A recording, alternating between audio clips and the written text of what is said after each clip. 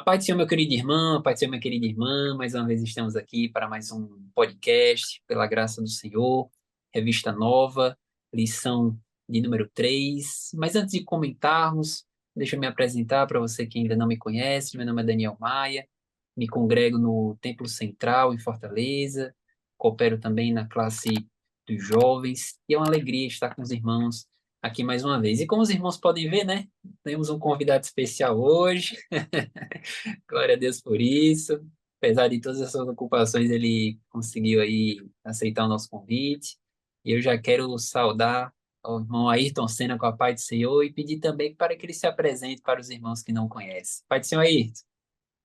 Pai do Senhor, professor Daniel, é um prazer imenso estar aqui com vocês em mais uma aula, né, do EBD em Síntese Podcast.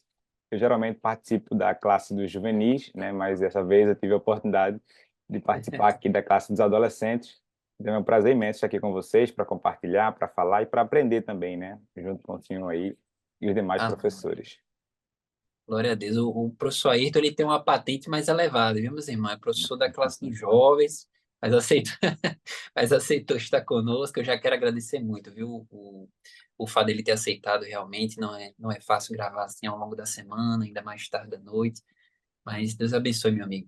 Queridos, lição de número 3 que tem como título Humanismo, a criatura colocada acima do Criador. O texto base dessa lição se encontra ali em Daniel, no capítulo 4, versículo 34, que diz: E se eu bendisse o Altíssimo, e eu bendisse o Altíssimo, e louvei e glorifiquei ao que vive para sempre, cujo domínio é um domínio sempiterno, e cujo reino é de geração em geração. A leitura bíblica em classe, que se encontra também, né, nessa passagem, Daniel capítulo 4, dos versículos 28 a 34, como nós costumamos sempre dizer aos irmãos, é interessante convidar, né, a classe a fazer uma leitura participativa, né, uma leitura que todos consigam ler, para que haja um maior engajamento, né, dos alunos. É um texto bíblico bem emblemático. Para quem era da classe dos jovens, está bem familiarizado, né, professor Ayrton? Porque a gente aprendeu ali no trimestre passado a lição do Daniel, né, Daniel e o Apocalipse, ali na classe dos jovens. Então é um texto de muito proveito. E, sem mais delongas, querido, já entrando no nosso tópico um, o nosso tópico um tem como título O que é o humanismo, né? Segundo o comentarista, as suas origens datam ali na Itália, século XIV, século XVI, ali o Renascimento, marcando ali a transição entre a Idade Média e a Idade Moderna.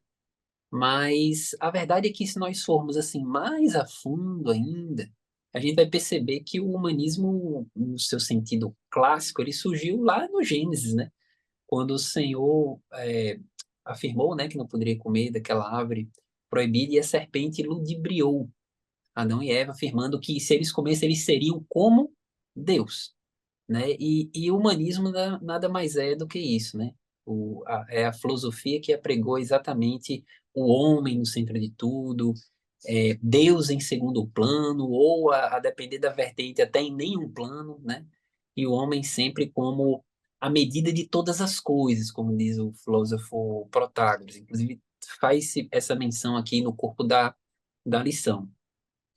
E algo que está bastante presente nessa filosofia humanista é justamente essa noção de arrogância e autossuficiência, né? Talvez seja ali a sua marca mais evidente, sua marca mais patente.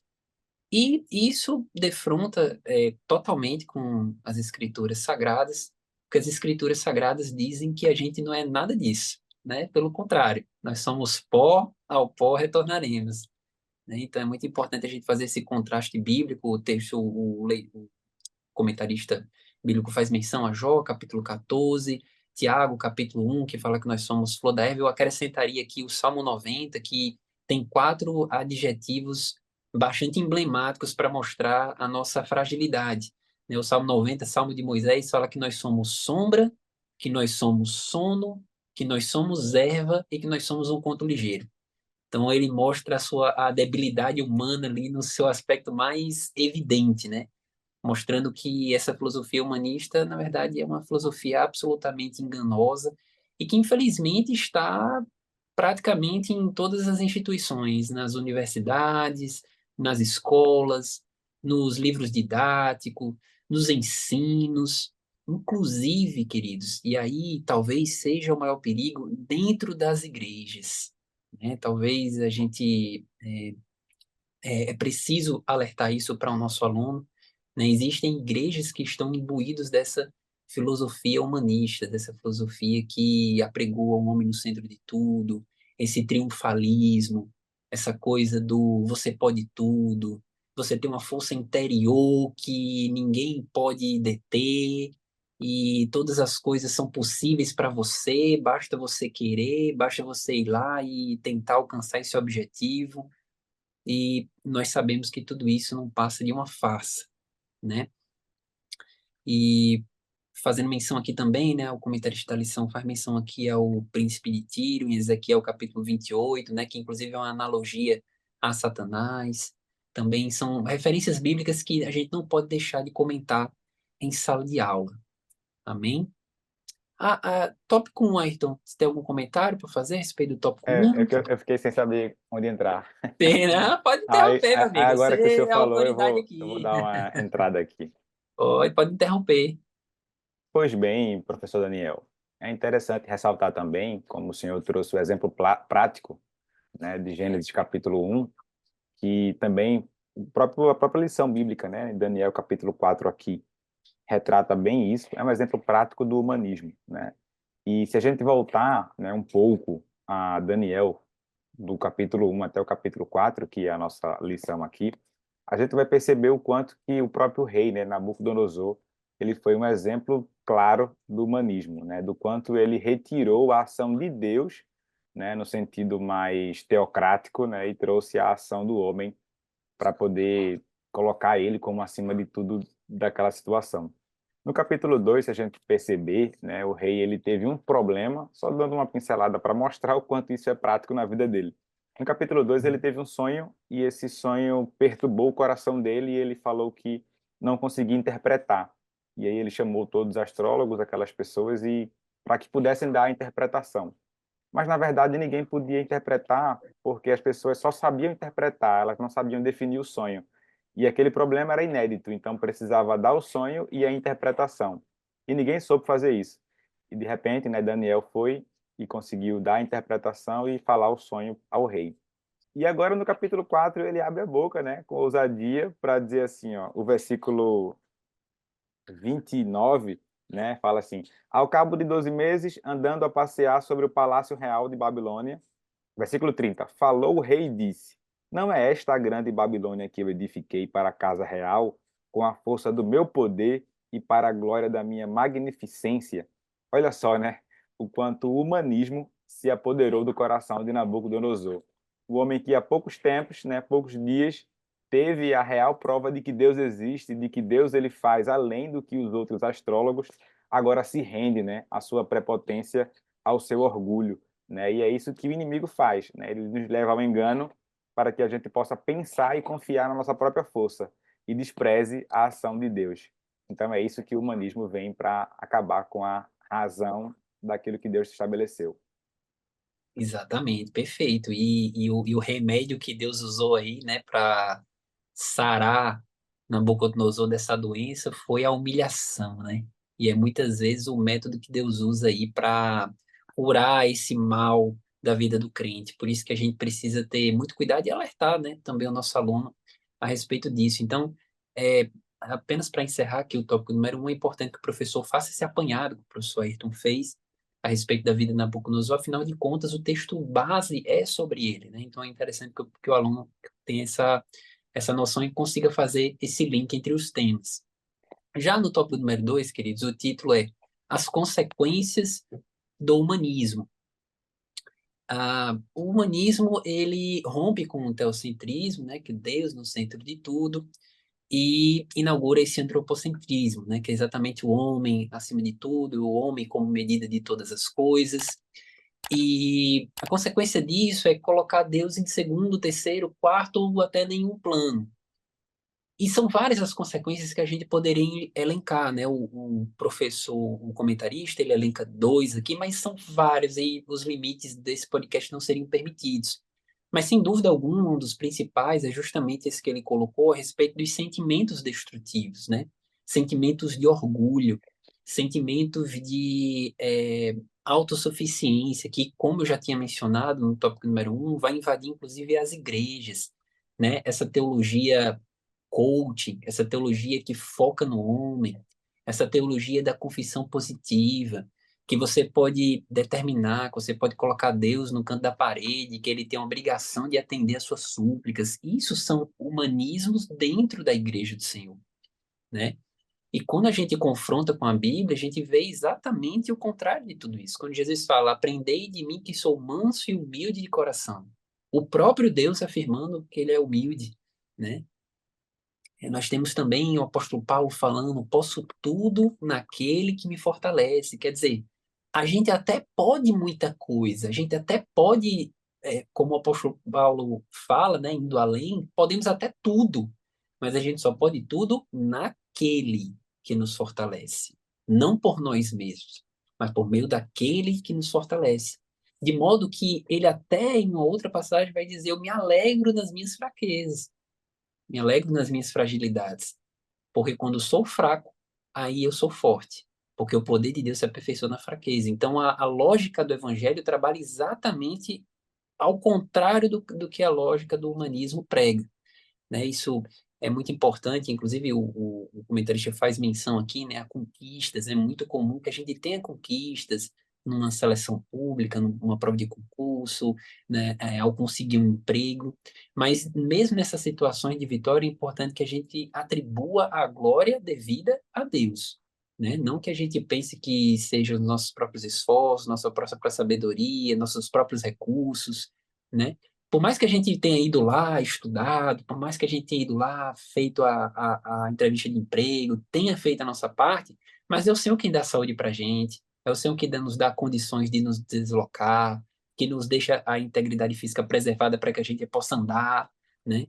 Que nos dá entendimento e inteligência para que a gente possa falar, né? Então, toda a glória tem que ser dada ao nome do Senhor, né? E uma outra consequência que o comentarista menciona, a questão da desobediência. A vida do povo de Israel é um belo exemplo disso, né? Eles ficaram arrogantes, eles deixaram a Deus e a consequência de tudo isso foi longos períodos de cativeiros, doenças, mortes. E é isso que é muito importante o professor trabalhar bem isso em sala de aula, né? Mostrar aos alunos a consequência de se desobedecer a Deus, a consequência perniciosa que se tem de viver uma vida em rebelião, de viver uma vida em autossuficiência e colocando Deus em segundo plano, né? É importante porque o nosso aluno, ele é juvenis, né? 15 a 17 anos, então ele está naquela fase de, como é que podemos dizer, de autoafirmação mesmo, né? Ele está naquela fase de entrar na vida adulta, então muitos tendem a tentar realmente procurar essa independência, essa autonomia, mas nós precisamos mostrar que a nossa autonomia vem quando nós somos cada vez mais dependentes de Deus, né? Parece um paradoxo, mas é isso que as escrituras elas nos ensinam, né? Então acho que basicamente isso, professor Ayrton, considerações sobre o tópico de número 2.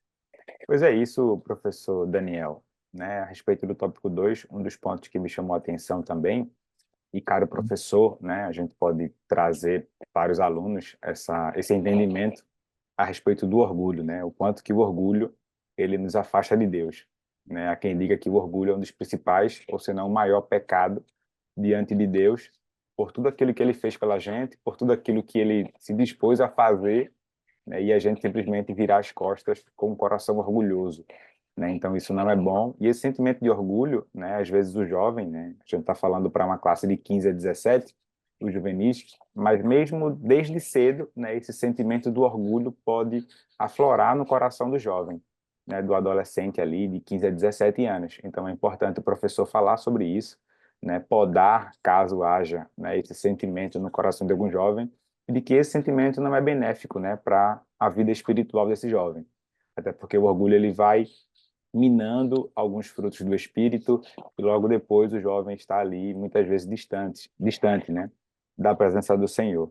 E também outro ponto interessante nessa consequência, né, desse avanço do humanismo, até mesmo dentro da igreja, é a desobediência, né? A desobediência afasta as pessoas de Deus, a desobediência afasta as pessoas, né, do convívio social, porque se estamos em igreja, se estamos em comunidade, né, precisamos obedecer nossos líderes, nossos pastores, numa EBD, por exemplo, como estamos, né, falando para os professores, para os alunos, o aluno precisa obedecer o professor, né, o professor precisa obedecer à liderança, né, da escola bíblica dominical.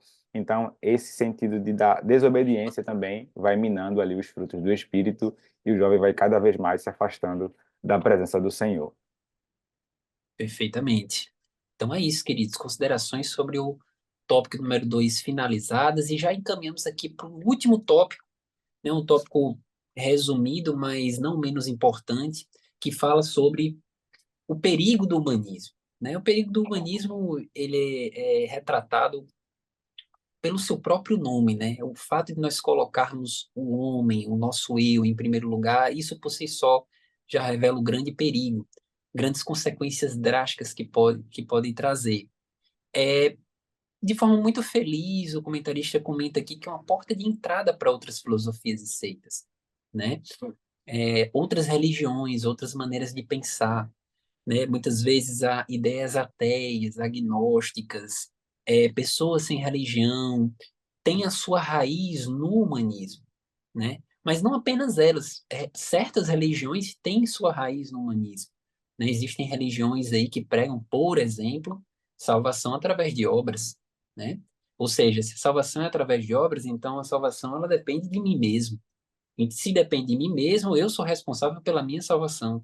E se eu sou responsável pela minha salvação, eu sou o Salvador, né? Então você tem religiões que apregoam isso, né? Você tem e outras consequências, né? Como, por exemplo, as consequências sentimentais, depressão, pessimismo, estão ligadas a essa ideia de que eu devo estar no centro da minha vida, a minha vontade tem que dar o norte das minhas decisões, os meus desejos é que devem pautar os meus sentimentos. Tudo isso, queridos, é apenas alguns dos perigos desse humanismo, né? Professor Ayrton, alguma consideração sobre o tópico número 3? Eu costumo dizer, professor Daniel, que toda vez que a gente coloca mais da gente, né, a gente automaticamente está retirando mais de Deus. É Né? Então, verdade. esse perigo do humanismo é real, né? É muito verdadeiro. A gente precisa ter muito cuidado quanto a isso. Porque, como eu falei, né, por mais simples que seja a nossa ação, né, caro professor, por mais simples que seja o nosso momento de se afastar de Deus e deixar que o homem, né, aflore e o papel humanismo, né, o papel humanismo, não, que o humanismo aflore dentro da gente, a gente vai deixando Deus de lado e esse é um grande perigo. E o perigo nada mais é do que aquilo que a gente não pode retirar, né? Agora trazendo para um contexto mais atual, né, como sociedade, o perigo é aquilo que a gente não pode tirar, ou seja, sempre vai haver o perigo, sempre vai haver uma situação perigosa, né? Mas a gente, como cristão, precisa ter e se atentar aos riscos que levam àquele perigo. Então, por exemplo, se o perigo vai existir e eu não consigo retirar, então eu não posso simplesmente me abraçar com ele.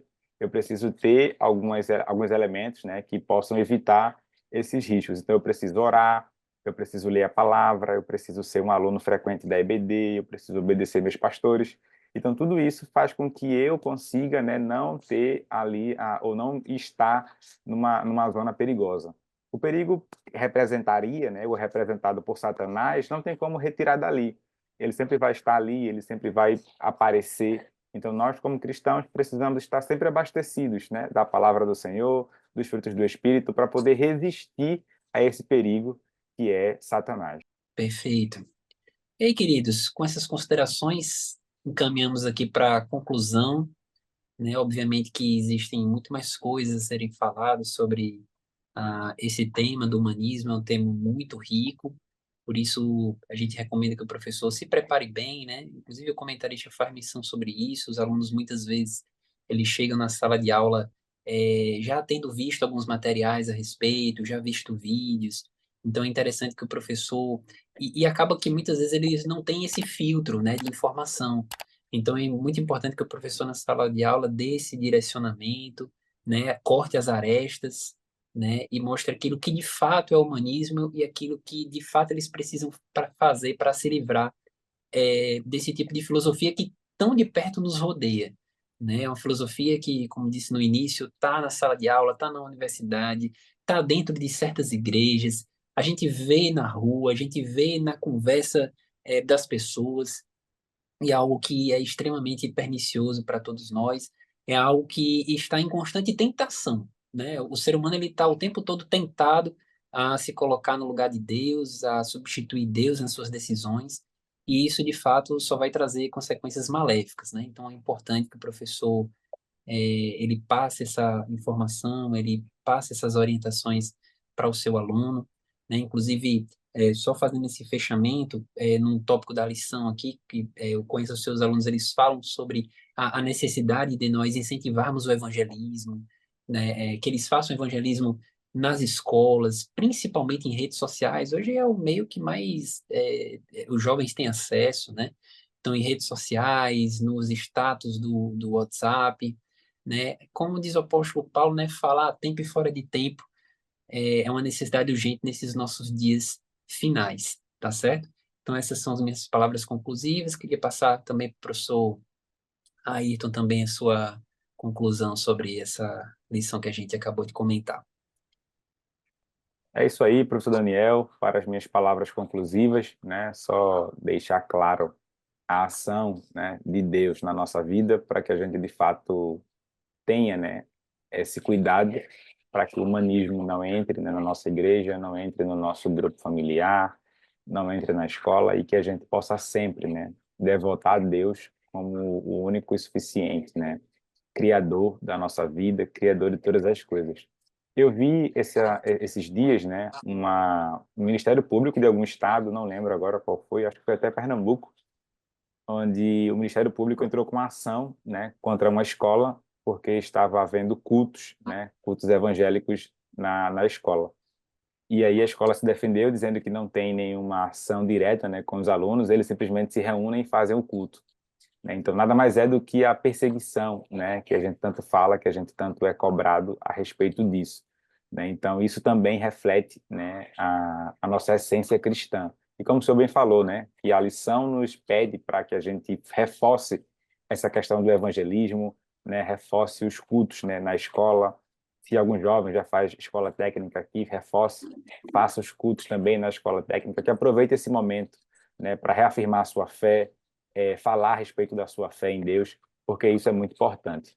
E para concluir, né, agradecer mais uma vez por essa oportunidade de poder estar aqui na classe dos juvenis, falando a respeito do humanismo, né, trazendo algumas considerações e com certeza ajudando, né, o professor a se preparar melhor para a sua aula, para ter para ter alguns exemplos, né, a respeito do que falar nesse próximo domingo. Muito obrigado mais uma vez, professor Daniel. Ficamos aqui em mais uma aula do EBD em Síntese Podcast. Amém. Glória a Deus. Agradeço mais uma vez ao professor Ayrton, que atendeu esse convite gentilmente.